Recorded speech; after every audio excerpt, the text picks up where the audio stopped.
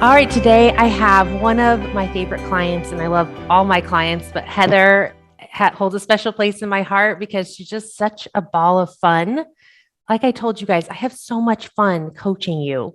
And if for any reason you should get coaching, it should be just to come hang out. It's really fun to hang out during the day. But Heather, will you tell everybody a little bit about um, where you were at when you were looking into coaching with me? Okay, so where I was at when I was looking into coaching with you was I was at a crossroads with a lot of decisions in front of me and also a lot of thoughts in my mind. And I had a lot of barriers. I had some red tape up there. Looking backwards, I'm like, wow, I put a lot of red tape. I had a lot of crossroads. It was right during COVID. I think it was a month or so after COVID hit that I was like, I want a higher way of responding to COVID. And I just had a baby girl. It was a brand new baby, COVID baby. My husband and I were in the middle of growing a business together. And we were deciding, do we stay where we were living? Do we move? How do we respond to the world and all these scary things that were going on at the time that were the great unknowns? So there was a lot to process. And it literally was such a gift when I found you and found that I could talk to someone and that I could talk to a lot of people. I have amazing people in my life that I can turn to, and I do. But to be able to process with positivity, with how you coach and I feel like how you just chat, it was such a blessing in my life. And it really gave me the perspective and the mindset shift that I needed to get on with my life, to make decisions, to keep with those decisions and not have decision paralysis. So yeah, it was definitely a turning point for me when we started having you coach Tyson and my husband and I. So tell me, what were some of the thoughts that you had about working and motherhood? Because I know that was one of the things we coached on a lot before we started coaching, or that we coached on together. Good question. So working in motherhood has always been a struggle in my mind. I just love my babies. I have 4 kids, ages 7 and under. And at a time that I had you start coaching Emily, I was holding my baby in our coaching sessions because she was just a couple months old. So that was really special. And beforehand, I felt like I had a lot of red tape. I had a lot of mom guilt, and I had a lot of letting other people's opinions on what motherhood should be, what I should do, things like that actually matter in my mind, which I feel like you gave me a release of those and helped me find tools to navigate positive, empowering thoughts to combat those mindsets and those opinions that came to me either by myself or others. So I think I was withheld before we had the coaching calls in the balance of work and motherhood. And I was definitely doing both at the time, even with a newborn and 4 littles. I was still working. I was still being a mom, but I was pretty exhausted in my mind, feeling the mom guilt, feeling the strain. It was a hard place. Yeah. Yeah. So Heather actually has a really successful design company that helped me design my house. So when you were trying to balance the two, it was a very successful, thriving and growing company. And also you love motherhood and you guys worked so hard to create this beautiful family. And so I think that's something that a lot of my clients are balancing, because really amazing moms also have really amazing, beautiful desires to create. And so balancing those is kind of a challenge. I think so. Yeah. So I think for me, it was navigating how to get rid of that, because it's not healthy for me. It's not healthy for my kids. And I do believe that I'm a wonderful mother and I do show up intentionally. And I believe those things so strongly. I did then, but I'm even more confident now because I know that about myself. And I think your coaching helps you find the confidence and find the tools of what to put in your mind to empower you. And then once you're empowered, as you teach, then you're going to show up like that. You know, yes.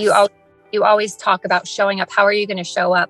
And if you're showing up, it's just going to take you one step, and it's just these building blocks towards the next best thing, the next best part of yourself. showing up for yourself then helps you show up for others. These are all things that you've taught me. And so, yeah, you really teach building blocks on how to navigate your problems and the things you're struggling with, which I love. I've really appreciated that. Thank you. That's amazing. Okay. Will you give us 3 emotions maybe you felt on average before we started coaching, and then 3 emotions, maybe your top 3 average emotions now that you feel? Okay. So the 3 emotions I think I felt before we started coaching there were a lot of feelings because it was right during COVID. So I think I felt uneasy. I think I felt worried or anxious. And I think I felt confused. We had a lot of decisions that we were making at that time. Should we stay in Texas? Should we move? Should we continue on with our business? Should we move? I was really craving being by my family and my extended family, I should say, and just like raising my kids the same way I was raised. That seemed so important to me at that time. Mm-hmm. But through your coaching, you gave me the thought of, well, just because you don't live down the street from your mom and your parents doesn't mean you can't have that same relationship.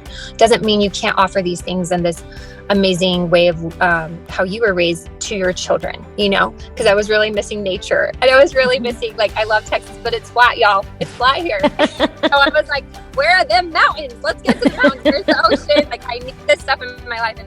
And Emily was giving me examples and new ways of thinking. She's like, well, what if you just did that in a different way? Or what if your children have a different experience? And that's just fine too. So, yeah, there were a lot of thoughts to navigate then, but you helped me see that I could still call my parents on FaceTime. We have, how the solutions I found was I could still call my parents on FaceTime. We picked up the FaceTime more, sent photos. They fly out, we fly to them. We stay for extended periods of time versus moving there, uprooting our business, starting over. It was maybe we just go and we spend more time with them when we do go, or when they come, they stay longer. And that's quality time instead of quantity. And quality over quantity usually wins. At least I can choose to have that perception in my head and make it that way, and those are all things you've taught me, is to have that strong mindset. So, yeah, we had a lot of decisions to navigate at that time.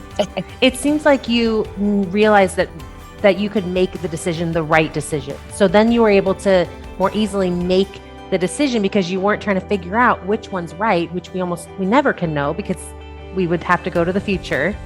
You were able to go, I'm going to pick the one that I think is best, which isn't what I thought was best. It's what you think is best, which I think is perfect. My clients only know what's best for them, but then you made it the right choice because you managed your thoughts around how this is just exactly right for my kids, for my family, for my business.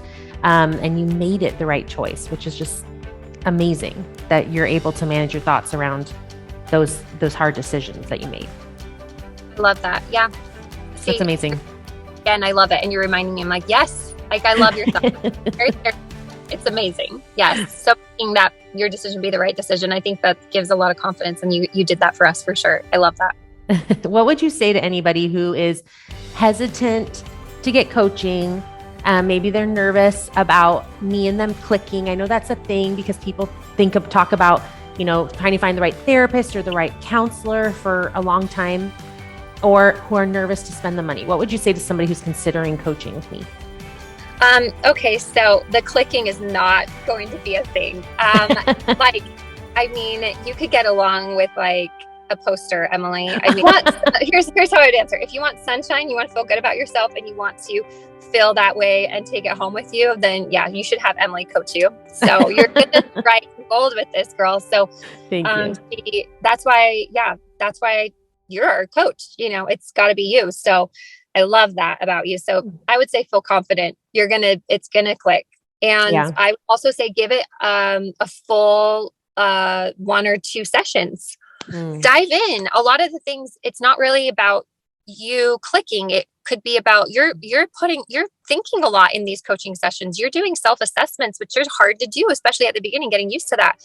Yeah. So it might not be about, is it clicking? It might be that this is a hard thing and I'm feeling new feelings and that makes me uncomfortable. So maybe I don't want to keep going. If you're feeling uncomfortable, you're in the right place. It's let's go, right? So I think find confidence in Emily and then in those feelings of wanting to be better and showing up. So I love that. And then the cost associated is well worth it. Oh my goodness.